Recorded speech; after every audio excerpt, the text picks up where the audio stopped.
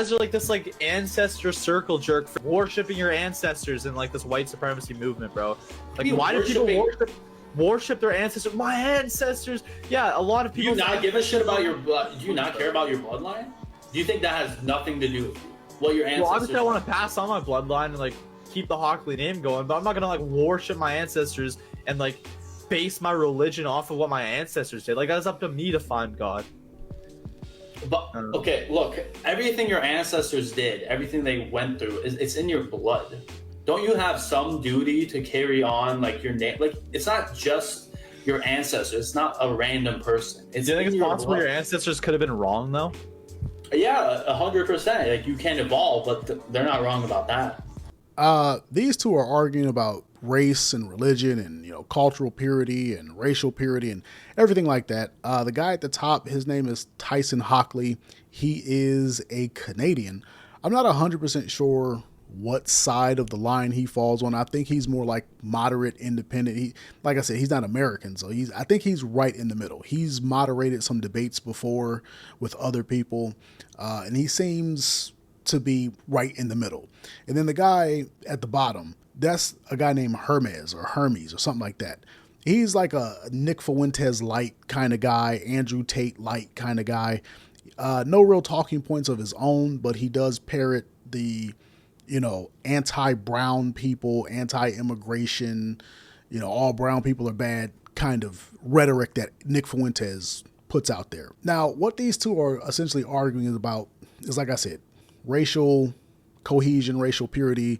They're somehow got onto religion. And the guy at the bottom, Hermes, he's essentially saying that you need to honor your ancestors and stick to what they had going on. And especially when it comes to religion, you need to marry somebody, you know, who has your same religion. You know, you shouldn't take on brown people's religion, all of that kind of stuff. And the guy at the top is basically saying, it's up to me to find God. You know, your ancestors could have been wrong about God. I'm not going to tell you what to do. I'm not going to say what you should do this way or that way. But what I will say, when it comes to religion and it comes to culture and all of that kind of stuff, you guys got to be very, very understanding that your ancestors did not choose their culture. It was forced on them. When it comes to religion, most religion was forced on people. Like, if you are any kind of Catholic, your ancestors had Catholicism forced on them. The official start date of the Catholic Church is like 598. Now, it was around a little bit before that, but it's 598 because they were like steamrolling people. There were a couple countries who just did not want to bow down to Catholicism, and they just steamrolled entire countries. And then everybody else was like, all right, we'll be Catholic. Okay. So nobody who was ever a Catholic in terms of your ancestors, no one wanted it. It was forced on them. So when you start talking about maintaining religious, you know, doctrine and maintaining religious culture and ancestors and all of that, when you start conflating your past with your present and then you start mixing in religion, understand you're essentially making yourself a slave to something your ancestors never wanted. It's the same thing with Islam. Islam spread by the sword. Judaism, they never sought to spread in terms of, you know, recruiting people. They were just killing folks and saying, we taking your land, we taking your stuff. Christianity, that's like one of the only religions that spread by merit and with any kind of love, any kind of peace, any kind of desire to be accepting of other people. Like Christianity, as we know it today, like Protestant Christianity or even, you know, old school Christianity, it was not spread by the sword. That was Catholicism, but that's neither here nor there. The point of the matter is most people's religion spread by force, and people didn't want that.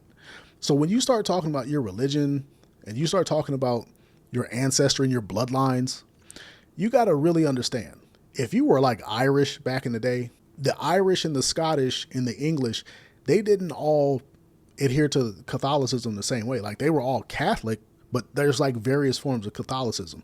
So do you know, are you going to go and worship all three different ways? Like what are you going to do? Those ways don't even exist anymore. The Catholic Church has changed in terms of how it gets down. And even if you are, you know, even if you were living back then, people have this idea that there was like social cohesion and peace.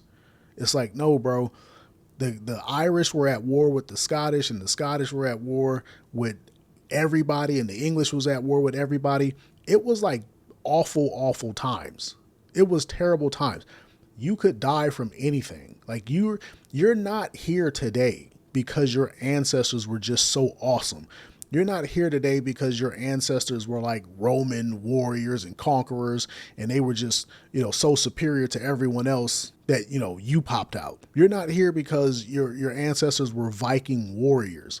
You are here because you got lucky. One of your ancestors just didn't die for a long period of time. Like he just kept getting lucky, and now you're here. You're talking about your ancestors coming from a time where diarrhea could kill you, a toothache could kill you, any kind of infection could kill you. You sneeze and the Catholic Church don't like it, it could kill you. Half the women died in childbirth. People were accidentally surviving.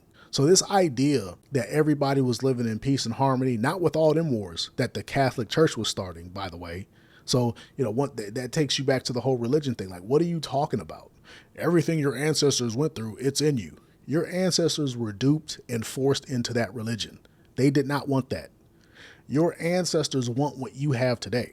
They want to be able to speak into a magic rock. Your phone is a magic rock. It's made out of aluminum or titanium. There's some silicone over in there. There's some copper for the wiring, some gold, and then there's some code, which is, they would consider this witchcraft. By yesterday's standards, by yesteryear's standards, the standards of your ancestors, they would consider this witchcraft.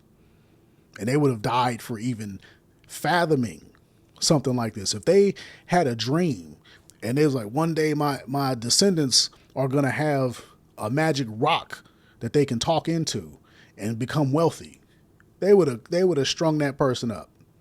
They would have beat that person to tatters and strung them up in town square.